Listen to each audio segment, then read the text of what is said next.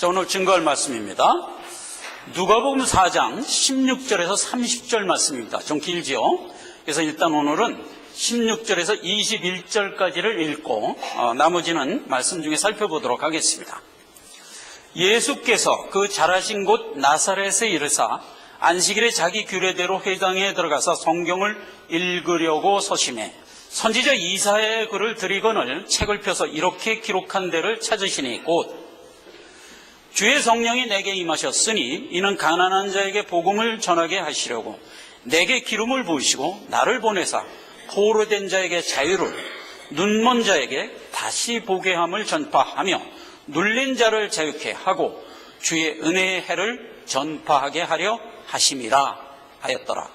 20절 책을 덮고 그 맡은 자에게 주시고 앉으시니 회당에 있는 자들이 다 주목하여 보더라. 이에 예수께서 저희에게 말씀하시되 이 글이 오늘날 너희 귀에 응하였느니라 하시니라. 아멘. 이 말씀을 중심으로 해서요, 빛이 세상에 왔으되 라는 제목으로 은혜를 받고자 합니다. 우리가 지난 시간서부터 그 유명한 요한복음 3장 16절을 필두로 하여 하나님이 택한 자를 구원한다는 부분에 들어온 겁니다. 독생자를 믿으라. 저를 믿는 자마다 멸망치 않고 영생을 얻게 하려 함이라. 왜 우리가 믿게 됐다고요? 죽지 않으려고, 살려고 믿었단 말이에요. 그런데 요한복음 3장 16절만 갖고 보면 그 말이 그렇게 돼 있음에도 불구하고 믿으면 멸망치 않고 영생을 얻는다라고 말이 돼 있음에도 불구하고 왜 믿냐라고 물을 때 안 죽으려고 믿지 이렇게 촉 나오는 사람이 별로 없다고요. 말이 그렇게 돼 있음에도 불구하고 그걸 염려하심인지 하나님이 모세가 광야에서 뱀을 든 것 같이 라는 단서를 앞에 붙여놓고 그 말을 우리에게 줬던 거예요. 모형 속에서는 어떻게 돼 있었죠? 뱀에 물려서 다 죽어가고 있는 자들에게 모세가 하나님의 명을 받아 장대 위에 뱀을 바라보라 그러면 살리라. 그러니까 뱀에 물려 다 죽어가고 있는 사람들이 간신히 눈을 들어 뱀을 쳐다봤더니 펑펑 살아난 거예요. 그런 모형을 우리에게 보여줬던 거잖아요. 자, 그래서 왜 믿냐? 살려고 믿는다. 이건 아주 분명한 이유였다고요. 그런데 나중에 그 놋뱀을 히스기야 왕이 우상이라고 부숴버리죠. 그리고 이름을 뭐라고 붙였다? 느후스단이라 하였다. 여러분, 느후스단은 이제 죽어도 잊지 마십시오. 느후스단, 창녀, 음녀 이런 뜻이라고 그랬어요. 예수를 왜 믿냐 했을 때 살려고 믿는다라는 이 분명한 이유 이외에 다른 이유로 예수를 믿는 경우가 있냐? 있다 말이에요. 그것들이 다 느후스단이란 말이에요. 즉 예수를 왜 믿냐 그랬을 때 부자 되려고 믿지 재물 이걸 앞세워서 예수를 믿었다면 기복신앙, 느후스단이란 말이에요. 이게 창기요 음녀단 말이에요. 예수를 왜 믿냐? 신비주의에 빠져서 예수를 믿는 자들, 이게 느후스단이란 말이에요. 성경은 아주 일관되게 우리에게 얘기합니다. 기적을 쫓아가는 자들이 사단이다 그랬어요. 그럼에도 불구하고 지금 교계의 60% 이상이 기적 쫓아가는 자들로 꽉 차 있어요. 그러니까 우리가 자꾸 속는다고. 교계에 너무 많은 사람들이 그렇게 있으니까 저것들이 진짜인가 보다 그런단 말이에요. 아니요, 느후스단이라고. 예수는 아주 분명히 얘기했어요. 악하고 음란한 세대가 기적 쫓아간다고 그랬어요. 절대로 나하고 상관없다고 그랬어요. 맨 마지막에 마귀 멸망할 때도 뭐라 그랬어요? 이적을 행하던 이렇게 얘기했잖아요. 예수님은 절대로 이적과 기적을 믿음의 원인으로 우리에게 안 주세요. 그거 분명히 하시고. 이게 느후스단이란 말이에요. 그 다음에 또 하나 있어요. 자기 의를 세우려고 믿는 자들이 많아요. 그게 이제 바리새인과 서기관들이 그랬던 거죠. 내 의를 세우려고. 그래서 예수 왜 믿냐? 내 열심과 내 정성과 내 어떤 노력을 하나님 앞에 보이는 맛에 예수 믿는 거. 이거 다 느후스단이란 말이에요. 우리가 예수 믿는 거는 자꾸 얘기하지만 살려고 믿는 거라니까. 안 믿으면 죽으니까 영생 얻으려고. 이 이외의 다른 모든 이유는 아무리 그럴듯해도 다 느후스단이다. 한 가지 더 있었어요. 이사야서 59장이었었죠. 거기에 보니까 거미줄로 옷에 입는 자들 얘기에 나왔어요. 성경에서 옷은 뭐라고 했어요? 행위. 그러니까 그럴듯한 행위로 살아가는 맛에 예수 믿는 거, 이게 소위 뭐죠? 인본주의란 말이에요. 인본주의자들은 세상에 있는 윤리 도덕을 잘 고양하여 인간답게 살자라는 것을 목표로 하여 예수도 믿는 거야. 아니요. 아니요. 그런 의로는 천국 들어갈 수가 없어요. 그건 마치 거미줄로 천 만들어서 옷 만들어 입은 자와 똑같은 거예요. 그런 행위는 절대로 구원으로 이룰 수가 없어요. 그 얘기를 하는 거예요. 그런데 지금 교계에는 기족 쫓아가는 수만큼이나 인본주의 교리로 된 교회가 세고 셌어요. 그리고 기독교 이외의 모든 잡종교가 다 그 부류예요. 절대로 구원을 받을 수가 없는 거예요. 그래서 성경은 항상 그러죠. 예수 외에 그 어떤 이름으로도 구원은 없다 이렇게 얘기하잖아요. 우리는 그걸 알지만 세상 사람들은 그걸 들으면 기독교인 보고 쟤네들은 편협한 놈들이 저놈들이 나쁜 놈들이 이런 데니까 그런 말을 우린 들으면서도 이 진리를 꼭 부여잡고 있는 자들이다. 오늘 얘기는 세상에 있는 모든 사람들은 죄인이잖아요. 죄인에게 빛을 던졌더니 어떤 현상이 일어났는가에 대하여 주신 말씀이에요. 예수님이 고향에 가서 첫 설교를 하려고 회당에 들어갔어요. 예수님은 성경책 딱 펴고 한 구절을 읽었는데 어디를 읽었냐? 16절에 있는 이 말씀을 읽은 거예요. 주의 성령이 내게 임하셨으니 이는 가난한 자에게 복음을 전하게 하시려고 내게 기름을 부으시고 나를 보내서 포로된 자에게 자유를, 눈먼 자에게 다시 보게 하며 전파하며 눌린 자를 자유케 하고 주의 은혜의 해를 전파하게 하려 하심이니라. 그리고 책을 딱 덮고 오늘 이 기록된 내용이 너희 앞에서 성취되었느니라 이렇게 얘기했어요. 지금 읽은 이 부분이 누구를 얘기하는 거예요? 메시아 예수 그리스도가 와서 너희를 구원할 것이다 라는 것에 대한 예언이잖아요. 그 얘기를 딱 읽고 이 예언이 오늘 너희 목화 눈앞에서 성취됐느니라 이렇게 선포를 한 거예요. 이사야서는 1940년도인가 어떤 목동 하나가 양 찾으러 들어갔다가 우연히 두루마리 책 하나를 발견했는데 이사야서인 거야. 이 엄청난 보물을 이스라엘 정부가 택해갖고 지금 히브리 대학에 딱 전시를 해놨어요. 아주 큰 유리판에다가 이렇게 딱 끼워서 이렇게 해놨더라고요. 오늘날 우리가 읽는 성경에 있는 이사야서 비교해보니까 글쎄 1.1획도 안 틀리는 거예요. 그러니까 그때 예수님이 읽은 이사야서를 오늘 우리가 좀 감격스럽게 한번 읽어봅시다. 이사야서 61장 1절로 3절이에요. 바로 이 구절을 점 하나 글씨 하나 안 틀리고 예수님이 읽었던 거예요. 1절 주 여호와의 신이 내게 임하셨으니 이는 여호와께서 내게 기름을 부으사 가난한 자에게 아름다운 소식을 전하게 하려 하심이라. 나를 보내사 마음이 상한 자를 고치며 포로된 자에게 자유를 갇힌 자에게 노임을 전파하며.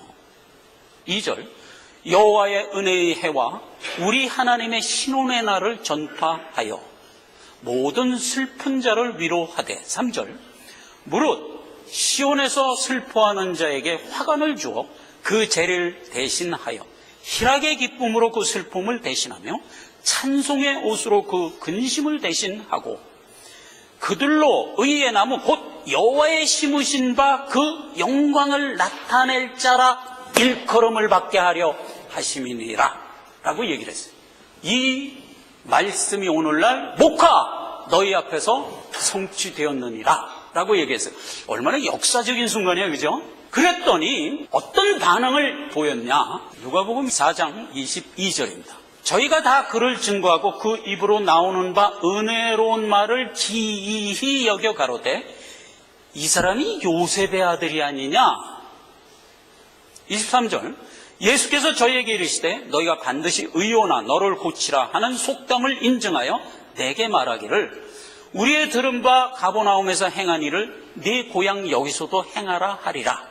또 가라사대 내가 진실로 진실로 너에게 이르노니 선지자가 고향에서 환영받는 자가 없느니라. 내가 참으로 너에게 이르노니 엘리야 시대에 하늘이 새해 6달을 닫히어 온 땅에 큰 흉년이 들었을 때에 이스라엘에 많은 과부가 있었을 때 엘리야가 그중 한 사람에게도 보내심을 받지 않고 오직 시돈 땅에 있는 사렙다 과부뿐이었으며 또 선지자 엘리야 때 이스라엘에 많은 문둥이가 있었을 때 그 중에서 한 사람도 깨끗함을 얻지 못하고 오직 수리아 사람 나만뿐이니라. 28절 회당에 있는 자들이 이것을 듣고 다 분이 가득하여 일어나 동네 밖으로 쫓아내어 그 동네가 건설된 낭떠러지까지 끌고 가서 밀쳐 내리치고자 하되 예수께서 저희 가운데로 지나서 나가시니라. 이런 어처구니 없는 일이 생긴 거예요.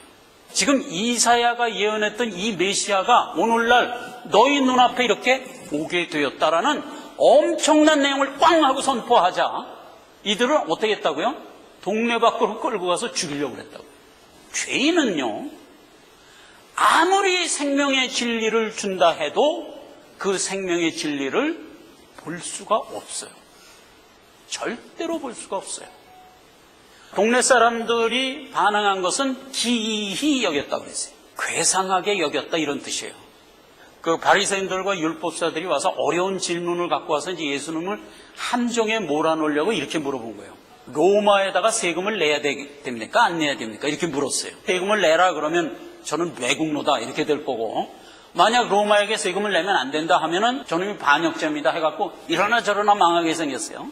그때 예수님이 어떻게 대답을 했죠? 가이사의 것은 가이사에게, 하나님의 것은 하나님께 드리라. 올무에 쳐넣으려고 했던 이들이 그 예수의 지혜에 괴상하게 여기고 예수를 떠나가니라 이렇게 됩니다. 그때 괴상하게 여기고 기이 여기고와 같은 얘기예요. 하나를 더 보면 예수님이 예루살렘에 입성을 했어요. 낙이 타고. 그랬더니 많은 그 동네에 있는 어린아이들하고 신실한 성도들이 나와서 호산나 호산나 찬송하리로다 주의 이름으로 오시느냐고 그러면서 막 노래를 불렀어요. 그랬더니 그 노래를 듣고 있던 유대인들이 어찌하여 이렇게 괴이한 노래를 하느냐, 이상한 노래를 하느냐, 노래를 중단시켜라 하고선 예수님한테 요구를 했어요. 그때 이상한 노래, 괴이한 노래라고 하는 그 말이에요. 주인공 메시아가 너희 목한 눈앞에 이렇게 나타났느니라 라고 얘기하니까 완전히 괴상하게 들은 거예요. 그 말을.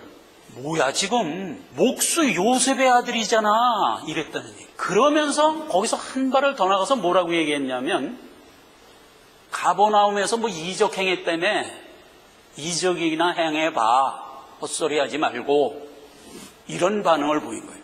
그런 그들의 마음을 아시고 바로 이렇게 언급을 했어요. 의원아 너를 고치라 하는 속담을 인증하여 내게 말하기를 우리의 들은 바 가버나움에서 행한 일을 내 고향 여기서도 해봐 라고 하리라. 저들의 마음을 읽어버린 거예요. 또 가라사대 내가 진실로 너에게 이르노니 선지자는 자고로 고향에서 선지자 대우를 못 받는 법이야.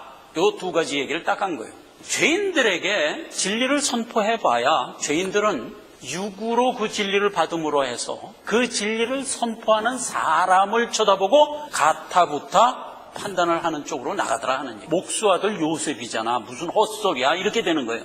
또 오늘날 수많은 신실한 성도들이 나가서 진리의 복음을 선포하면 복음에 귀를 기울이기보다는 사람의 어떤 면면에 집착을 해요. 그래서 그 사람이 훌륭하면 그 훌륭함을 따라가 버려. 그리고 그 사람의 어떤 흠이 있으면 그 흠을 체크해버려. 그런 식으로 가지 언제나 그 사람이 선포한 진리는 도외시해버린다고요. 이게 죄인들의 성정이라고요. 언제나 죄인은 이렇든 저렇든 진리를 안 받아들여요. 그건 어떤 의미에서 마땅한 거예요. 왜냐하면 죄인들은 진리에 대해 언제나 소경이기 때문에 그래요. 요한복음 1장 5절에 가면 빛이 어두움에 비치지만 어두움이 깨닫지 못하더라. 이게 근본이에요. 그렇죠? 어두움은 절대로 빛을 깨닫지 못해요. 요한복음 3장 19절에 가면 그 정죄는 이것이니 곧 빛이 세상에 왔으되 사람들이 자기 행위가 악함으로 빛보다 어두움을 더 사랑한 것이니라. 악을 행하는 자마다 빛을 미워하여 빛으로 오지 아니하나니 이는 그 행위가 드러날까 함이요. 21절 진리를 쫓는 자는 빛으로 오나니 이는 그 행위가 하나님 안에서 행한 것임을 나타내려 하심이라 해서 여기서 구별되는 모습을 우리에게 선포해요. 즉 모든 죄인은 그 진리에 대하여 깨닫지도 못하고 언제나 대적을 해요. 그런 상황에서 아주 특이한 사건이 하나 생기는 거예요. 뭐냐면 그 진리를 듣고 아멘으로 나오는 부류가 있다는 얘기예요. 이걸 언제나 얘기하는 거예요. 그 죄 안에 있는 어떤 죄인은 왜 진리에 대해서 반응을 하느냐 이 말이에요. 이걸 우리가 오늘 확인하지 않으면 우리가 어떻게 구원을 얻었는가에 대한 사실상 답을 알 수 없는 거예요. 그렇죠? 그래서 일단 이걸 숙제로 놔두고 말씀을 이어가 보자 이거예요. 사도행전 13장 41절에는 하박국서에 있는 말을 인용해서 일러스되 보라 멸시하는 사람들아. 이 멸시하는 사람들아가 뭐예요? 진리를 멸시하는 사람들아, 즉 죄인들아 이 말이에요. 죄인들아 너희는 놀라고 망하라. 내가 너희 때를 당하여 한 일을 행할 것이나 사람이 너희에게 이를지라도 도무지 믿지 못할 일이라 하였느니라 이 말이에요. 내가 너희에게 와서 진리를 선포해도 너희는 그 진리를 듣고 기이 여기고 멸망할 거라는 거예요. 세상 죄가 진리를 향하여 나타내 보이는 아주 기본적인 성정인 거예요. 그래서 여기서도 그랬어요. 예수 그리스도가 지금 진리를 선포했어요. 그랬더니 이들이 어떤 반응을 보였어요? 기이 여기고 멸망으로 들어가 버렸어요. 즉 목수 요셉의 아들이잖아. 왜 쓸데없는 헛소리를 해? 이런 반응을 보였고, 너 여기 오기 전에 가버나움에서 무슨 이적 행했다며? 여기 와서도 이적이나 행해봐. 이적에 싫어서 그걸 듣기를 원해요. 너희는 진리를 언제든지 선포하면 그 진리를 기이 여기고 놀라서 그 다음에 망하는 쪽으로 간다 이 말이에요. 빌라도가 예수 잡아서 십자가에 못 박혀 죽일 때 이 예수가 나사렛 사람이니까 헤롯의 관할에 있으니까 헤롯 대왕한테 일단 보냅니다. 누가복음 23장에 있는 말인데 헤롯이 예수를 보고 심히 기뻐하니 이는 그의 소문을 들었으므로 보고자 한지 오래였고 또한 무엇이나 이적 행하심을 볼까 바랐던 연고더라 그랬어요. 너 이적 좀 행해봐, 이적 좀 행해봐. 그러면서 이제 헤롯이 막 그러니까 예수님이 거기 뭐라 그랬어요? 딱 입 다물고 아무 말씀도 안 하셨다고요. 그래서 11절에 보면 헤롯이 군병들과 함께 예수를 업신여기며 희롱하고 빛난 옷을 입혀 빌라도에게 도로 돌려보내니라. 이렇게 된 거예요. 불신자들은 어떤 진리가 나에게 증거되면 그 진리를 호기심으로 바라보려는 속성이 있어요. 그래서 무슨 이적이나 행하고 무슨 표적이나 행하는 것을 기대하면서 진리에 접근을 해요. 언제나 그렇게 돼요. 망하는 거예요. 그래서 우리도 마찬가지예요. 믿는 자도 예수라는 진리가 오면 일단 기적과 이적에 기대를 해요. 동일하게 기대를 해요. 그러나 어떻게 분류가 되냐면 이적과 기적을 믿는 자에게 행하면 그들은 그걸 통하여 믿음으로 나아가요. 그런데 안 믿는 자는 기적과 이적을 행하면 그걸 통하여 더욱 분내어 주기로 해요. 나사로 살린 얘기가 요한복음에 있죠. 많은 사람들이 나사로가 살아난 것을 보고 믿어요. 그랬는데 바리새인들과 서기관인들은 나사렛 살린 걸 보고 어떻게 생각해요? 예수를 죽이려 하더라. 그러니까 같은 이적이 행해도 어떤 사람은 망하는 쪽으로 가고 어떤 사람은 그것 때문에 믿어요. 요한복음 4장 43절 이하에 이런 기록이 되어 있어요. 이틀이 지나면 예수가 거기를 떠나 갈릴리로 가시며 친히 증거하기를 선지자가 고향에서는 높임을 받지 못한다 하시고 갈릴리의 이름에 갈릴리인들이 그를 영접하니 이는 자기들도 명절에 갔다가 예수께서 명절 중 예루살렘에서 하신 모든 일을 보았더라. 46절 예수께서 다시 갈릴리 가나에 이르시니 전에 물로 포도주를 만드신 곳이라 왕의 신하가 있어 그 아들이 가버나움에 병들었더니 그가 예수께서 유대로부터 갈릴리에 오심을 듣고 가서 청하되 내려오소서 내 아들의 병을 고쳐주소서 하니 저가 거의 죽게 되었습니다. 그때 예수님이 이렇게 일갈합니다. 예수께서 가라사대 너희는 표적과 기사를 보지 못하면 도무지 믿지 아니하리라. 예수께서 가라사대 가라 네 아들이 살았다. 그 시로 그 아들이 살아나요. 그래갖고 이제 신하가 돌아가면서 보니까 하인이 뛰어오는 겁니다. 아기가 살았어요. 아기가 살았어요. 그래서 53절 아비가 예수께 내 아들이 살았다 말씀하신 그때인 줄 알고 자기와 온 집이 다 믿으니라. 이것은 예수께서 유대 갈릴리로 오신 후 행하신 두 번째 표적이니라. 자, 그래서 여기서 구별되는 모습을 우리가 보게 돼요. 분명히 이적과 기적을 행해요. 예수님이 행하면 불신자들은 그 이적과 기적을 보고 죽여야겠구나 이렇게 나가는데 택한 자녀들은 그 이적과 기적을 보고 믿더라 쪽으로 가요. 자, 그래서 모든 죄인은 어떤 성정이 여기서 나왔다 그랬어요? 진리가 선포되면 사람을 향하여 관심을 보이고 그리고 이적과 기적이라는 호기심으로 접근을 해요. 이거는 믿는 자든 불신자든 동일한 성정으로 일단 접근을 해요. 그러나 갈려요. 그 일 끝에 택한 자들은 믿음으로 나아가고 불택자들은 결국 진리를 대적하는 쪽으로 가요. 이런 구별이 생겨요. 자, 오늘 우리가 살펴보고자 하는 것은 왜 이런 구별이 생기느냐 하는 거예요. 예수님이 이들에게 복음을 증거했을 때 이들이 기이 여기고, 야, 목수 요셉의 아들이잖아, 가버나움에서 행한 이적이나 보여봐 라고 했을 때 그 심정을 알고 너희가 의원이나 병이나 고쳐봐 라고 하던가, 선지자는 고향에서 높임을 받지 못한다 라는 얘기를 미리 해 주시고, 이어서 일갈하는 얘기가 무슨 얘기를 하냐면 사렙다 과부 얘기하고 문둥이 나만 고친 얘기로 이어지는 겁니다. 자, 보세요. 지금 사렙다 과부는 이방 시돈 사람이에요. 잠깐 지도를 볼까요? 나사렛. 여기서 지금 첫 설교를 했는데, 여기 오기 전에 가버나움 여기 있죠? 여기에서 이적 몇 개를 행하고 오셨던 거예요. 그랬더니 이 나사렛 사람들이 예수님이 가버나움에서 무슨 이적 행한 거를 이미 듣고 회당에 아갈아갈 모인 거야.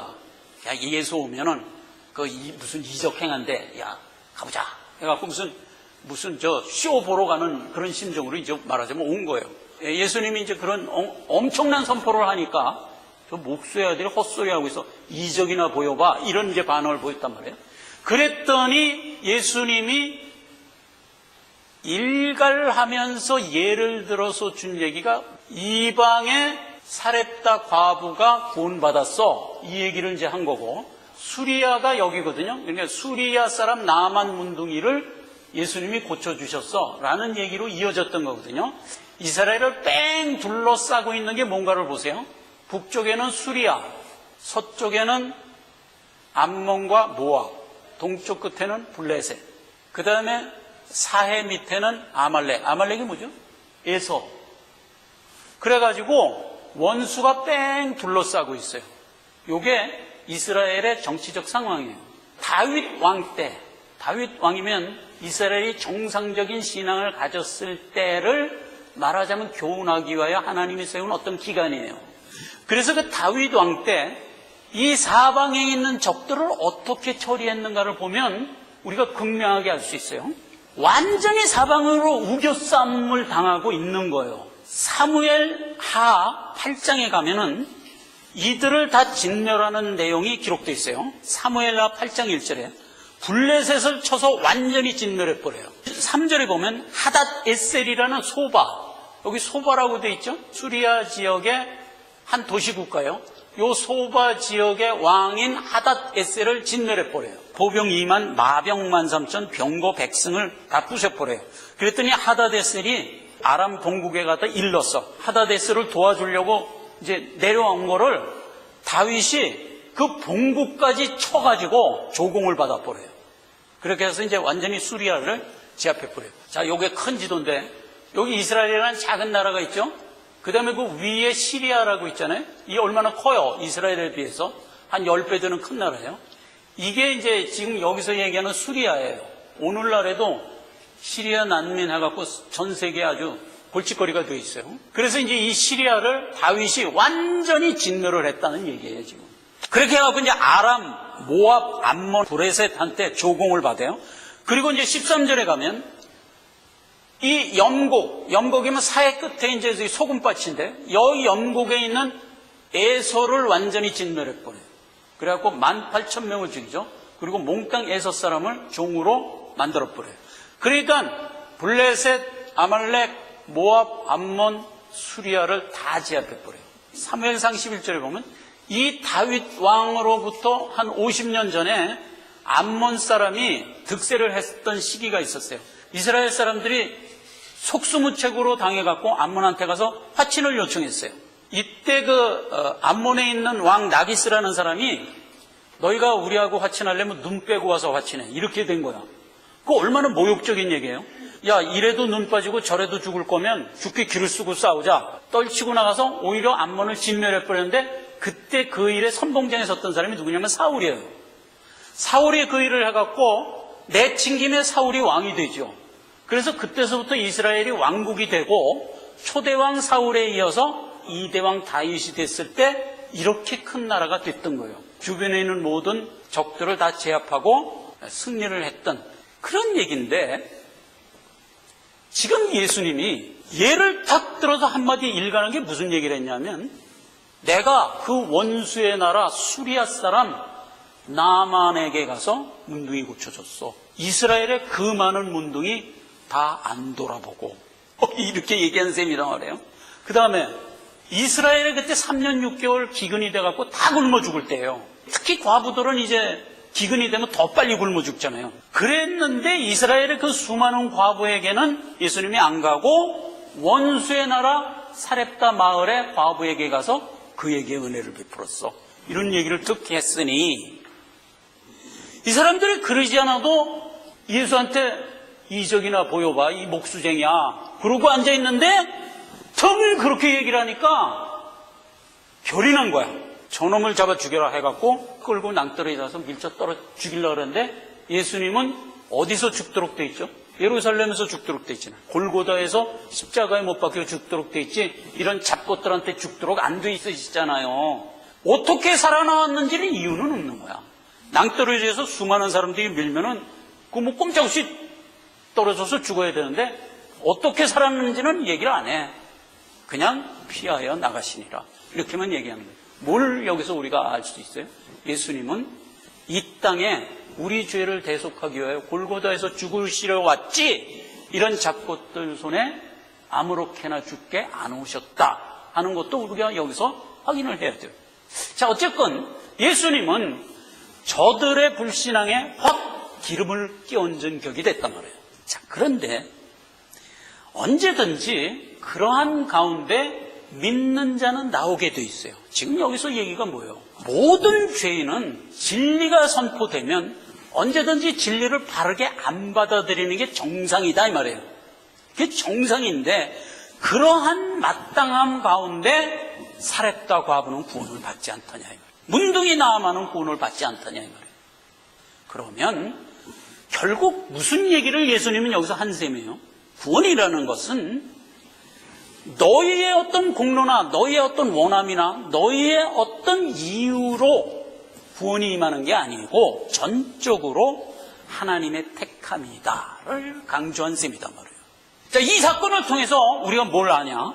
구원은 하나님의 절대 주권 먼저 우리가 알아야 된다 이거예요. 원래 죄된 세상의 진리를 선포해봐야 아무 소용없는 거잖아요. 아무 소용없는 거죠. 어차피 저들은 진리에 대하여 소경이니까 아무리 선포해봐야 무슨 소용이 있어요. 이적이나 행해봐, 이 목수쟁이야, 이런 결과밖에 안 된다니까. 그럼에도 불구하고 진리는 왜 선포되어야 되느냐? 하나님이 택한 자를 구원해야 될 필요가 있기 때문이다 이 말이에요. 그래서 이 택한 자가 누구냐? 그거는 우리의 기대와 우리의 생각과는 전혀 별개의, 우리가 생각지도 못한 하나님의 택한 자다 이 말이에요. 우리가 믿었습니까? 하나님의 택함에 의하여 우리가 믿게 된 거지, 요만큼이라도 내가 구원받은 것이 나에게 원인이 없었다는 것을 이 사건을 통해서 분명히 알란 말이에요. 마태복음 1장 21절입니다. 아들을 낳으리니 이름을 예수라 하라. 이는 그가 자기 백성을 저희 죄에서 구원할 자이심이니라. 내 백성이 누구냐? 그럼 우리가 알 수 없단 말이에요. 그건 예수님의 절대 주권의 예수님의 택함이란 말이에요. 그 택함 가운데 내가 구원받게 된 것이다. 신명기 14장 2절에는 구약에도 이렇게 얘기를 했어요.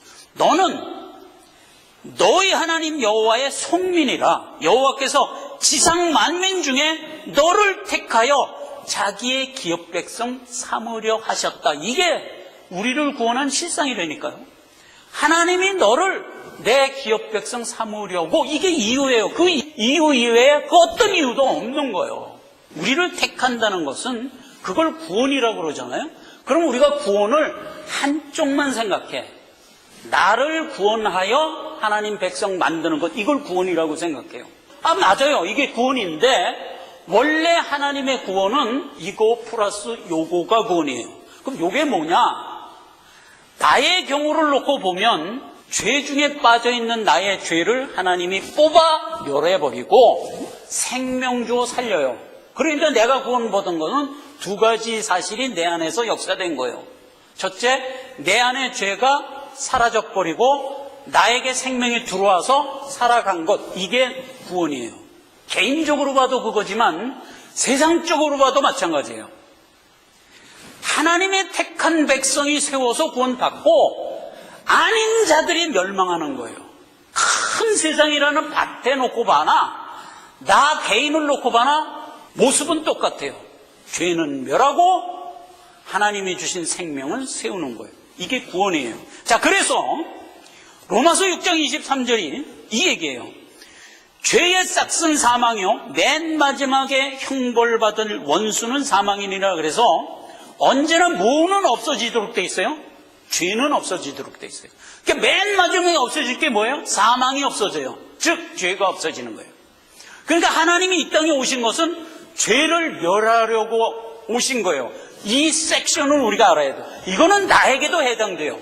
내가 원래 죄인이었잖아요. 내 죄가 없어졌어요. 예수님의 오므로 말미암아. 어떻게 없어졌어요? 내 죄는 심판받아 없어졌어요. 십자가에 예수님이 죽음으로써 그때 없어진 거예요. 그렇게 해서 없어져요. 그리고 나는 예수 안에서 생명 갖고 살아난 거예요. 그렇게 된 거예요. 그래서 언제나 죄는 없어지게 돼 있어요. 유다서 4절도 마찬가지예요. 저희는 옛적부터 이 판결을 받기로 미리 기록된 자니 경건치 아니하여 우리 하나님의 은혜를 도리어 세격거리로 바꾸고 홀로 하나이신 주제 곧 우리 주 예수 그리스도를 부인하는 자니라. 그게 뭐예요? 죄예요. 죄는 언제나 진리를 부인해요. 아주 두드러진 현상이에요. 죄는 언제나 진리의 무관심에서 넘어서 진리를 부인해요. 이걸 다른 신학적 용어로 뭐라 그러죠? 불신. 언제나 죄는 불신해요. 예수 믿으세요. 헛소리 마. 언제나 이렇게 되는 거예요. 그러니까 죄는 언제나 안 믿어. 안 믿는 게 죄예요. 그리고 죄는 멸망이에요. 죄는 멸망이에요. 이건 아주 일관된 성경의 아주 원칙이에요. 우리는 그런 상황에서 택함받아 구원을 받는 거예요. 이 이상 기적이 없는 거예요. 이게 다른 이유로는 설명할 수가 없어요. 무슨 이유다? 하나님의 택함이다. 그 어떤 이유도 없어요. 로마서 9장을 볼까요? 리브가한테 얘기하죠. 쌍둥이가 잉태됐다. 큰 자가 작은 자를 섬기리라. 내가 에서를 택하지 않고 야곱을 택했다. 이렇게 얘기를 하죠. 그걸 이제 사도 바울이 로마서에서 교리를 인정할 때 그 말을 인용해요. 자, 우리가 선택받은 것이 무슨 선이나 악을 행하는 것 때문에 선택된 게 아니다. 이 얘기를 하잖아요. 나지도 않고 태어나지도 않고 무슨 선이나 악을 행하기도 전에 택하심을 따라 되는 은혜가 오늘날 너희를 택한 하나님의 주권이다 이 말이에요. 하나님의 택함은 절대적인 원인이 100% 하나님에게 있지 그 인간에게 없다 이 말이에요. 그래서 오늘 예수님이 예를 들어준 대로 사렙과 과부, 나만, 수랴, 문둥이 택함이 얼마나 인간의 생각과 전혀 상관이 없나를 극대화시켜서 예를 들은 거란 말이에요. 정리를 합시다. 기본적으로 죄는 필멸입니다. 결국 안 믿는 현상을 죄라고 그럽니다. 그래서 모든 불신, 모든 죄는 결국 사망과 진멸과 심판으로 멸절된다 하는 것이 기본입니다. 그러한 가운데 분명히 우리도 죄인인데 우리는 구원을 받습니다. 진리가 선포되면 택함받은 자건 택함받지 않은 자건 육신의 성경을 가지고 있기 때문에 일단 그 진리를 육으로 바라봅니다. 호기심으로 바라봅니다. 그러한 가운데 결과적으로 우리는 믿고 나옵니다. 죄를 보고 분내어 망하는 것은 그건 죄가 가지고 있는 속성이기 때문에 당연한 겁니다. 그렇게 당연한 가운데 은혜를 받아 생명으로 나오는 것, 이게 하나님의 택함이다. 요한복음 3장 5절로 7절입니다. 진실로 진실로 내게 이르노니 사람이 물과 성령으로 나지 아니하면 하나님 나라에 들어갈 수 없느니라. 육으로 난 것은 육이요 성령으로 난 것은 영이니 내가 네게 거듭나야 하겠다 하는 말을 기이 여기지 말라. 우리가 왜 택함을 받고 생명 갖게 됐다고요? 하나님이 우리 안에 성령을 내주시켜 줬기 때문에. 왜 우리에게 성령을 줬다고요? 저 사람한테는 안 주고 왜 나한테는 줬다고요? 그거는 하나님의 절대 주권이다. 우리가 따질 일이 아니다 하는 얘기입니다. 로마서 11장 3, 4, 3, 6절입니다. 누가 주의 마음을 알았느냐? 누가 그의 모사가 되었느냐? 누가 주께 먼저 들어 갚으심을 받겠느냐? 이는 만물이 주께서 나오고 주로 말미암고 주께로 돌아갑니다. 영광이 그에게 세세토록 있을지어다. 하나님의 택함을 우리는 순수히 받아들이고 하나님께 다만 영광을 드릴 뿐이다. 기도하겠습니다. 아버지 하나님 은혜를 감사합니다. 진리가 이 땅에 선포되더라도 죄는 진리를 받을 수 없다라는 가장 기본적인 성정을 우리에게 알려주시면서 그러한 가운데 우리를 택하여 구원했다라는 말씀을 주셨습니다. 감사드립니다. 우리 공로가 없고 오직 멸망으로 떨어질 수밖에 없는 우리지만 하나님이 우리를 택하심으로 구원해 주셨습니다. 이 은혜를 우리가 살아가는 가운데 성품으로 가지고 하나님을 닮은 자가 되어서 살아갈 수 있도록 하여 은혜 위에 은혜를 더하여 주시옵소서. 예수님의 이름으로 기도했습니다. 아멘. 찬송가 470장입니다.